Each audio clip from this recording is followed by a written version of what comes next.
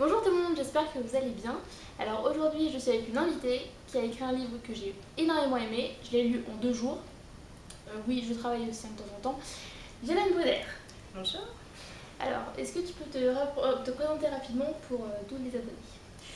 Alors je suis Violaine, je suis écrivain, j'écris depuis que je suis toute petite, c'est une passion, c'est une très grande passion chez moi. Et j'ai commencé à écrire mon roman, La prophétie de la Terre des Mondes, à l'âge de 17 ans. C'est un roman que j'ai retravaillé, que je n'ai pas cessé de retravailler, jusqu'à ce que je décide de l'envoyer à différentes maisons d'édition. Et j'ai eu de la chance d'être contactée par la maison d'édition Sud à Rennes, qui m'a permis d'éditer mon premier livre.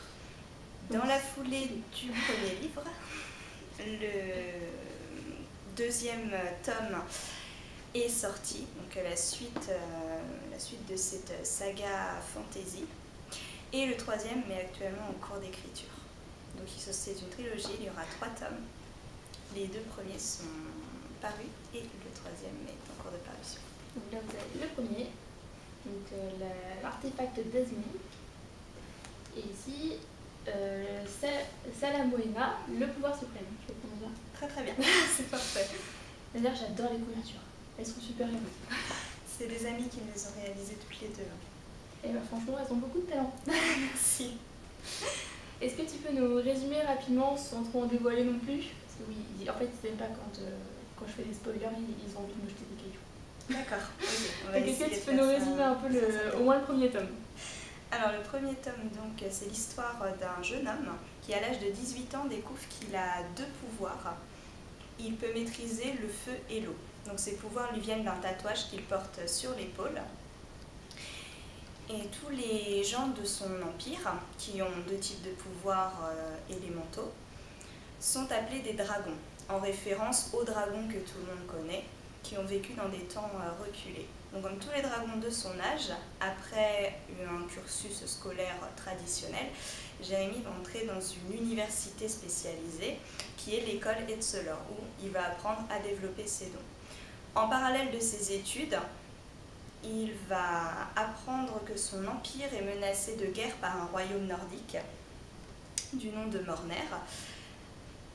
Donc Jérémy va se retrouver plongé au cœur d'un complot visant à dérober l'artefact de son peuple afin d'asseoir la puissance mornéenne. Donc un complot lancé par l'empire rival.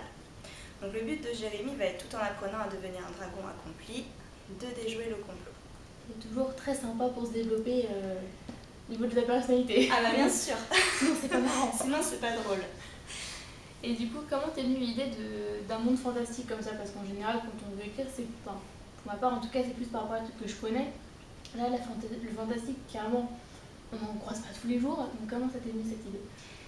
Alors j'ai beaucoup aimé Harry Potter, donc j'ai lu tous les Harry Potter en long, en large, en travers, je les ai relus. Ça se ressent un petit peu. Ce sont des livres que j'ai beaucoup aimés, donc il y a une forte inspiration, d'Harry Potter dans mon roman, notamment en ce qui concerne l'école, parce que j'aime ce terme d'apprentissage et d'entrer dans une école où il peut se passer plein de choses. Sinon, le monde fantastique, j'ai toujours aimé en parallèle d'autres lectures fantastiques, notamment Le Seigneur des Anneaux qui m'a beaucoup plu. Donc, je voulais vraiment que le roman que j'allais publier soit à mi-chemin entre Le Seigneur des Anneaux et Harry Potter. Et franchement, je trouve que le mélange est plutôt bien réussi. Ah, en fait, j'aime pas trop Le Seigneur des Anneaux, désolée, on jette pas de cailloux, mais pourtant, enfin, j'ai bien aimé. C'est bien mené, on va dire. Ah, c'est gentil, merci. Et du coup, pour avoir autant d'imagination, enfin, t'as toujours eu autant d'imagination? Depuis toute petite. Ah ouais? Depuis toute petite, j'écris des histoires, j'invente des histoires. J'ai commencé à inventer des histoires pour mon petit frère, donc j'écrivais des livres étant jeune sur différents thèmes, toujours dans le fantastique. Et j'écrivais des petites histoires pour mon frère. Et en fait, c'est venu vraiment tout seul. J'ai eu envie d'écrire un roman. À l'âge de 16-17 ans, j'ai vraiment eu envie d'écrire un roman. J'ai voulu aller plus loin que de simples histoires.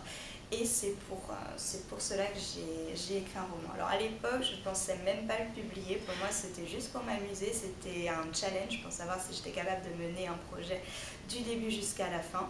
Et l'idée de publication, c'est vraiment venu bien plus tard. Bien plus tard.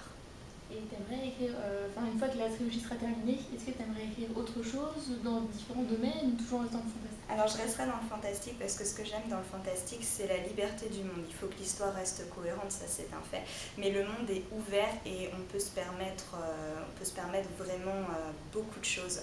Et c'est ce qui me plaît dans le fantastique. Donc je ne quitterai pas le fantastique, mais j'ai déjà l'idée d'une saga qui sera complètement différente de celle-ci. D'accord. Peut-être plus adulte aussi, parce que mes livres s'adressent à un public jeunesse. Je citerai entre 11 et 18 ans. Après, toutes les tranches d'âge peuvent y trouver leur compte. Hein. J'ai des adultes qui l'ont beaucoup aimé, mais ça s'adresse majoritairement à des jeunes. Après, comme je dis, à partir du moment où l'histoire est intéressante, il n'y a pas vraiment d'âge.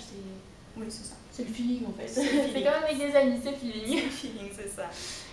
Et sinon, à part, qu'est-ce que tu aimes bien comme auteur ou comme livre à part Harry Potter et Seigneur des Anneaux?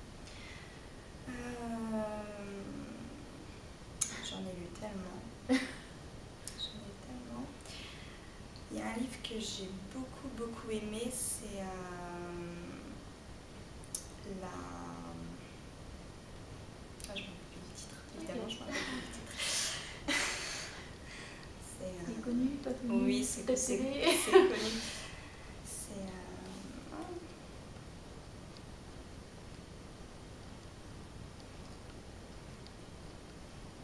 Les bannis et les proscrits. Je sais pas, ça me parle très rapidement. C'est l'histoire d'une jeune fille qui découvre qu'elle a des pouvoirs, donc qui est appelée sorcière dans son pays. Et son don en fait est à la fois un cadeau mais également une malédiction, puisque tout le monde va vouloir s'emparer tous les méchants vont vouloir s'emparer de la magie qu'elle détient. C'est une saga en 5 tomes. Et j'adore ce livre m'a beaucoup plu. En livre. Alors là, je suis en train de lire Le Sorceleur, The Witcher, le jeu tiré du jeu vidéo The Witcher. Non, je crois que c'est le jeu vidéo qui est sorti après le livre d'ailleurs. Et pareil, ça reste dans l'univers fantastique et c'est vraiment quelque chose que j'aime. D'accord, donc vraiment que dans l'univers fantastique. Oh, je lis aussi des témoignages, j'aime beaucoup les témoignages. Pour ce qui est des polars, des thrillers, non, je suis pas du tout là-dedans. Les romances, la romance, j'aime pas du tout non plus. Non, je reste dans le fantastique. Science-fiction, pourquoi pas. D'accord. J'ai lu notamment les Hunger Games, que j'ai beaucoup aimé. Donc un monde post-apocalyptique, pourquoi pas. Ça peut me plaire aussi. C'est toujours un petit peu fantastique ou un peu étrange en tout cas. C'est ça, voilà. C'est bien ce que j'aime, c'est sympa. C'est ça, voilà, tout à fait. Et du coup, donc, tu dis que tu as écrit le premier livre à 17 ans. Et tu l'as écrit vraiment, comme tu disais, voilà, juste pour savoir si tu pouvais le faire de A à Z. Mais en gros, tu l'écrivais après les cours, tu l'écrivais à quel moment en fait? Quand j'avais du temps libre et surtout quand l'inspiration venait. D'accord, donc tu n'étais pas forcée à écrire certaines fois? Non. Vraiment, si j'avais envie d'écrire le jour même, je faisais l'inspiration. Si j'avais envie d'écrire un jour, j'écrivais. C'est quelque chose qui vient, ça vient naturellement. Je peux pas le décrire en fait. C'est quelque chose qui c'est vital, c'est un besoin d'écrire. Faut que tu écrives là maintenant. Voilà, c'est ça. D'accord. Bon, après, si on peut pas, malheureusement, le travail fait que de temps en temps, on peut pas écrire. Mais si je peux, si je ressens ce besoin et que que je peux écrire, que j'ai le temps de le faire, je prends tout de suite le temps. J'écris. Tu t'étais fixé une limite dans le temps ou tu t'étais dit c'est quand ça viendra? Non, je m'étais dit c'est quand ça viendra. Ok. Parce qu'il y en a qui se mettent vraiment la pression, il faut vraiment que ça finisse à cette date-là. Maintenant que j'ai édité quand le premier a été édité, j'étais un peu plus dans le timing pour le deuxième, notamment pour mes lecteurs. J'ai pas envie de les faire attendre des années et des années avant l'apparition du deuxième tome. Donc pour le troisième, c'est pareil. Je me suis fixé un délai sans me stresser parce que je déteste travailler sous pression, surtout dans l'écriture. Et ça peut se ressentir en plus. C'est ça. Donc non, j'ai quand même pris mon temps, mais beaucoup moins que dans le premier tome. Pour exemple, le premier tome a été écrit, donc il y a de la réécriture, parce qu'entre l'âge de 17 ans et l'âge de 20 ans, auquel j'ai publié mon livre, pardon, 21 mai, auquel j'ai publié mon livre, il y a quand même eu de la marge, donc j'ai pris 5 ans pour l'écrire. 17, 19, 20, 21, oui, même 22 ans. 4, oui, j'ai bien pris 4 bonnes années. Pour le deuxième, j'ai pris seulement 2 ans, et pour le troisième, 2 ans aussi. D'accord, ah oui, donc tu t'es quand même laissé le temps, mais en te mettant un petit peu la pression. Un tout petit peu. Un tout petit peu, voilà, c'est ça. Oui. Donc en fait, c'est ça le truc, c'est qu'il faut pas si vous voulez écrire un livre, vous mettez pas la pression. Ça viendra quand ça viendra. C'est surtout moi que je le dis en fait. Ça, faut pas forcer. Faut pas forcer l'imagination. Sinon ça va se sentir et c'est pas génial. Je me suis déjà levée en me disant oh là là, faut que j'écrive parce que là c'est le syndrome de la page blanche, ça fait 1 mois que j'ai rien écrit parce que je suis fatiguée ou pour diverses raisons. Et j'ai essayé d'écrire dans ces cas-là et j'écris une phrase, j'enlève parce que ça me plaît pas, je la retravaille et je me dis non, c'est mal formulé, c'est pas ce que j'attends. Et c'est quoi le maximum de temps où tu es resté sans écrire, où tu n'avais pas la motivation, où tu n'avais pas le temps, pas l'envie? 3 mois. Ah oui, c'est une bonne pause quand même. J'avais vraiment pas envie d'écrire à ce moment-là, vraiment pas. C'est le moment où j'ai déménagé, donc j'étais dans les déménagements, j'étais dans le travail aussi, parce que bon, déménage pour aller dans une nouvelle base. Donc c'est pas facile, il y a tout à... Ouais, c'est sûr, il faut appréhender aussi une nouvelle vie, donc c'est ça. Donc là, non, j'ai pas du tout écrit pendant 3 mois. Puis après, ça s'est remis tout seul en fait. Il faut juste attendre. C'est ça. C'est la clé du succès. C'est ça. Mais c'est perturbant, hein. Franchement, pour l'avoir vécu, c'est pas drôle. T'es contente d'ouvrir ton clavier après? Oui. Ok, bah écoute, merci beaucoup de nous avoir parlé de ta vie d'écrivaine et de ton livre, c'était très instructif. Merci. Et puis bah moi je vous dirai bientôt ce que j'en pense. Je pense que je vais pas attendre le 3e tome parce que 2020 c'est un peu loin.